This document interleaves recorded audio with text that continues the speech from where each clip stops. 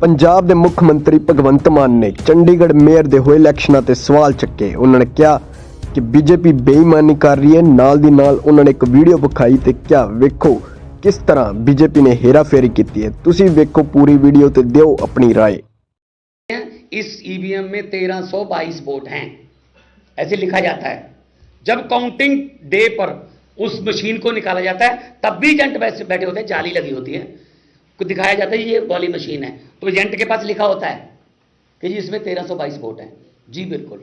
फिर खोला जाता है, उसको ऑन किया जाता है, सबसे पहले वो टोटल दिखाती है ईवीएम 1322।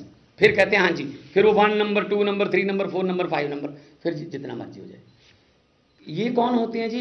क्या क्या पता जो बीजेपी वाले बक्से में फेंक रहे हैं वो बीजेपी की थी या ना। उनके 16, हमारे 12, 8 कैंसल, उनके 16 के 16 को वोट करना आता है, हमारे 8 को वोट ही नहीं करना आता।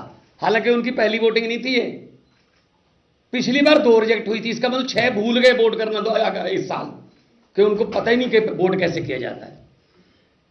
ये लोकतंत्र की लूट हुई आज। और कौन है ये? अनिल मसीह, ये बीजेपी के मिनॉरिटी विंग के हेड हैं। अपने ऑफिस बियर को प्रिजाइडिंग अफसर बनाया। और मुझे आज पता चला 18 तारीख को इन्होंने क्या कहा था कि मेरी रीढ़ की हड्डी में प्रॉब्लम है, आ नहीं सकता हूं। आज मुझे बिल्कुल पता चल गया, बिल्कुल सही था।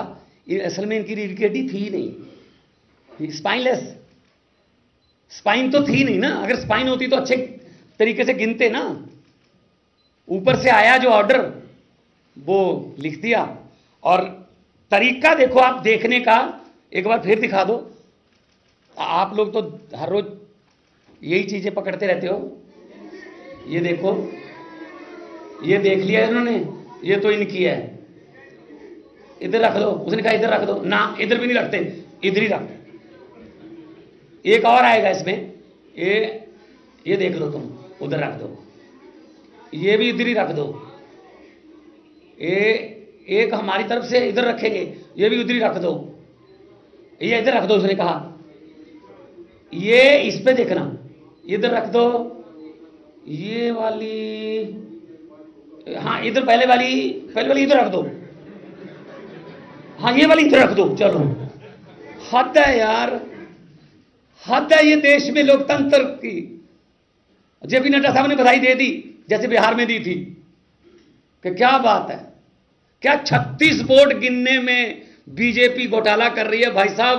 90 करोड़ वोट कैसे गिने जाएंगे? 90 करोड़ वोट गिनने में कितना घोटाला होगा? अगर देखो, बहुत सी विपक्ष की पार्टियां हैं जो बेल्ट पेपर की मांग कर रही हैं, तो बेल्ट पेपर ऐसे कि नहीं जाया करेंगे, फिर तो बेल्ट पेपर लेके भाग जाया करेंगे। तो मैं मांग करता हूं, इस बंदे पर देशद्रोह का पर्चा होना चाहिए।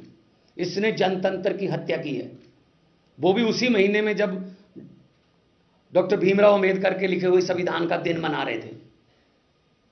इस पर पर्चा होना चाहिए कि कैसे इसने विदाउट इन्फॉर्मिंग द एजेंट्स, बुलाए भी नहीं, पिछली बार बुलाए थे, इस बार तो एजेंट भी नहीं बुलाए। और इनकी 16 की 16, क्योंकि डिप्टी मेयर में दोनों पार्टियों ने, हमारी पार्टियों ने बाइकाट कर दिया, तो उनकी 16 ही थी। इसका मतलब उनके तो 16 ही थे। 8 कटे हैं, हमारे कटे हैं 15, टोटल 15 हैं। 15 वाले विपक्ष में, 20 वाले विपक्ष में, 15 वाले भाई साहब मेयर। समझ ये नहीं आती, एक छोटे से शहर को अगर ये बर्दाश्त नहीं कर सकते कोई विपक्षी पार्टी जीत जाए, तो 24 की देश की इलेक्शन का क्या होगा? चिंता मुझे इस बात की है। Is this a democracy? क्या ये दिखेगा नहीं? कोर्ट में जाएंगे, दिखाएंगे। कैमरे तो कोर्ट नहीं लगवाए थे, वो देखेंगे, जज साहबान बेंच देखेगा कि ऐसे होता है, काउंटिंग ऐसे होती है कि ये आपने मुझे सभी वोट दे दी, मैंने ये रखी, ये मैं इधर रखूंगा, ये तो किसी मेरे विरोधी के खिलाफ है, विरोधी के पक्ष में, ये मैं इधर रख दूंगा। इसको चलो मैं इधर रख दूंगा, कैंसिल कर दूंगा, बाद में गिनूंगा, गिन के अभी अनाउंस ही नहीं किया था कि 16-12 ही कहा था। उसके बाद ये अनाउंस करता कि फलां फलां मेयर बने हैं। उनकी कुर्सी कौन सा कॉर्नर में लगी हुई थी, जहां उनकी सीट होगी वो बीच में से उठ के आता, ऐसे ऐसे मेज थपथपाया जाता, हमने भी स्पीकर चुनते हुए देखे हैं। फिर वो उसको बिठाने आते हैं सभी पार्टियों के नेता, ये तो यहीं लेके खड़े थे। जैसे 16-12 कहा वो आए, इसने खुद ही कहा जा जा जा जा बैठे। ये इलेक्शन है यार, हद है। तुम लोगों को भी चिंता करनी चाहिए भाई, तुम लोगों को भी डिबेट करनी चाहिए इस पे कि 36 वोट गिनने में अगर बीजेपी इतना बड़ा घोटाला कर सकती है तो 90 करोड़ वोट गिनने में क्या क्या नहीं कर सकते। कितने पॉइंट थे, कोई मोबाइल फोन अंदर नहीं था, सब कुछ सही चल रहा था। और काउंटिंग एजेंट के सिग्नेचर के बिना ये नहीं दिखा सकते। कैसे पता चलेगा जो इन्होंने 8 कैंसिल किए हैं, दिखाते कि जी ये इंक यहां भी है, या ये बीच में लग गई है स्टैंप जो है, इसलिए मैं इसको कैंसिल कर रहा हूं। ये छुपाने वाली बात क्या थी? अगर किसी ने गलत डाला तो उसको दिखाना तो चाहिए था दोनों पार्टियों को, एजेंटों को। क्या एजेंट के बिना हो जाया करेगी इस बार? फिर तो फिर ऐसे है, फिर तो 24 में छोड़ दें, उम्मीद ही छोड़ दें। ईवीएम इनके घरों से मिलती है। बैलेट पेपर को अनिल मसीह लूट लेते हैं। इन पर पर्चा होना चाहिए देशद्रोही का। कैसे हाथ कांप रहे हैं।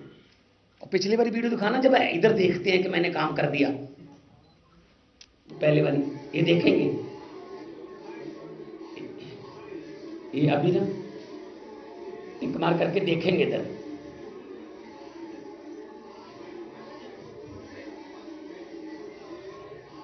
ये कौन होते हैं ऐसे सीक्रेट बैल्ट को देखने वाले एजेंटों के बिना? ये कर दिया, ये बस इसी में खेला है सारा। तो लोकतंत्र के बारे में अगर किसी आपके मन में कोई अभी भी डाउट है कि देश में लोकतंत्र है, अगर आपके मन में ये है तो आप सवाल पूछ सकते हैं। एक यार अकाली दल छो यार, वोटा जड़ियां साडियां सी साडियां नहीं गिन देंदे हो। अकालियां तक वोट पाई है नहीं पाई है, पहली गल जिन्होंने पाइयां 8 वो किधर गई?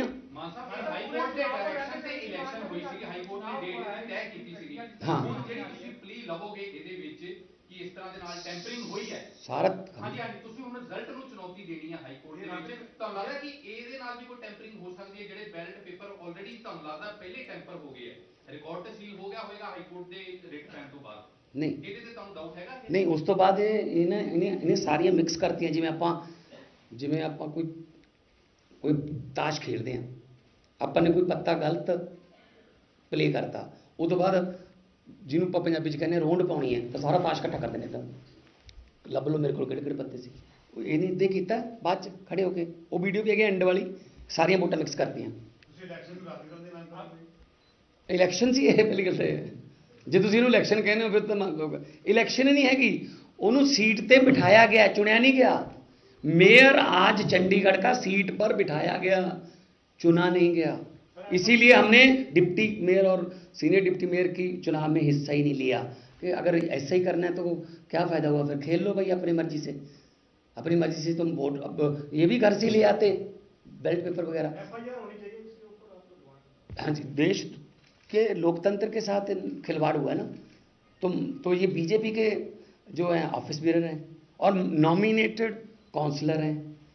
फिर इन्हीं को प्रिजाइडिंग अफसर बनाने पर क्यों अड़ी थी बीजेपी कि यही होंगे? क्योंकि ये काम कर सकते थे। पिछली बार बीमार हो गए थे, अचानक से ठीक हो गए, आगे 40 मिनट लेट आए हैं। क्या कर रहे थे, कहाँ थे ये? इनके सारे फ़ोन टैपिंग होनी चाहिए। पिछले दिनों में इन्होंने बात कहाँ की, किस किस से डायरेक्शन आई इनको? चिंता इस बात की नहीं कि 36 वोट वाला छोटा सा शहर चंडीगढ़ इन्होंने लूट लिया। चिंता इस बात की है देश का क्या होगा। देश में अभी चुनाव आने वाला है, कैसे यकीन करेंगे लोग? अगर बीजेपी को ये लग रहा होगा कि हम हार रहे हैं, वो तो ईवीएम लेके भी भाग सकते हैं, क्योंकि कैंसिल करवा दो सारी, मास बड़े लेवल पर ईवीएम लेके भाग जाओ। अगर हार रहे हैं तो बस कैंसिल करवा दो, फिर देखेंगे बाद में। इलेक्शन कमीशन भी तो इन्हीं का है, तो कौन कौन मतलब सुनेगा। तो हम तो माननीय हाई कोर्ट में जाएंगे और ये दिखाएंगे इन पर पर्चा करने की। क्यों नहीं, हु इज दैट गाय जो इनके पास, उसने कहा ये इधर रख दो, नहीं कहता इधर रखेंगे, फिर उधर में से इधर करके फिर उधर को इधर से करना। तो कौन था एजेंट, कौन था, क्या पता, आपको पता चल गया था कि कौन सी। ऐसे तो जा तो फिर पीछे से जूम होता ना, पीछे कैमरा होता, पीछे से जूम होता कि हाँ ये पता चलता। ऐसे ही अपनी मर्जी से ऐसे कर रहा है, अपनी मर्जी से ऐसे कर रहा है, कभी साइन ऐसे कर रहा है, कभी साइन ऐसे करके ऐसे कर रहा है। तो ये तो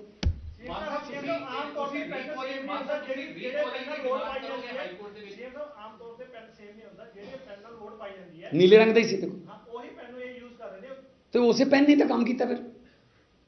ये पेन उसे करके ਦਿੱਤਾ ਸੀ कि जो लोगों का चुने हुए नुमाइंदे ने इस पेन से उसका कत्ल कर देना, उनके वोटिंग राइट का कत्ल कर देना, उनके चुनाव का कत्ल कर देना। तो आज डेमोक्रेसी की हत्या का दिन है। और बाबा साहब अंबेडकर साहब की जो आत्मा है आज तड़पती होगी। क्या मैं संविधान में ये लिख के आया था कि अपनी मर्जी से वोट इधर कर लो, अपनी मर्जी से वोट इधर कर लो, और उसके बाद मेयर को रेडी रखो कि बस जैसे मैंने 16-12 कहा आ जाओ बैठ जाओ कुर्सी पे।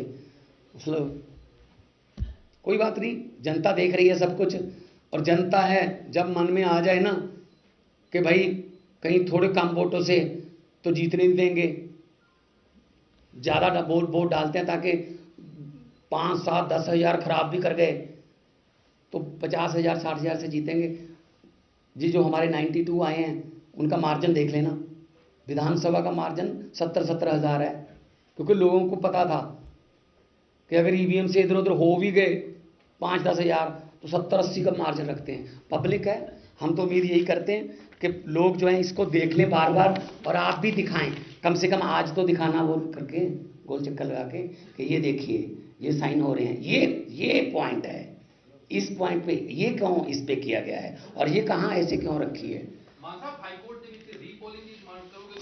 हाई कोर्ट में कल हमारे वकील जाएंगे, देखते हैं वहाँ डिबेट में क्या होता है। तो ये तो इनको तो जाने की जरूरत नहीं है, तो अपनी तरफ से चुने गए, अपनी तरफ से चुने गए ना जी, लोगों की तरफ से चुने नहीं गए। कोई और कोई क्वेश्चन? वैसे ते अपना कांग्रेस में कोई फॉर्मल समझौता तो होया नहीं पंजाब ਦੇ ਵਿੱਚ, ਪਰ ਤੁਹਾਨੂੰ ਲੱਗਦਾ ਕਿ ਇਹ ਜਿਹੜੀ ਗੱਲ ਹੈ ਕਿ ਇੱਕ ਤੁਹਾਨੂੰ ਕੋਈ ਰੀਜ਼ਨ ਦਿੰਦੀ ਕਿ दूसरी पार्टी ਨੂੰ ਵੀ ਨਾਲ ਮਿਲਾਇਆ जाए, because democracy versus one particular party और आप विद साइड इट्स ओन।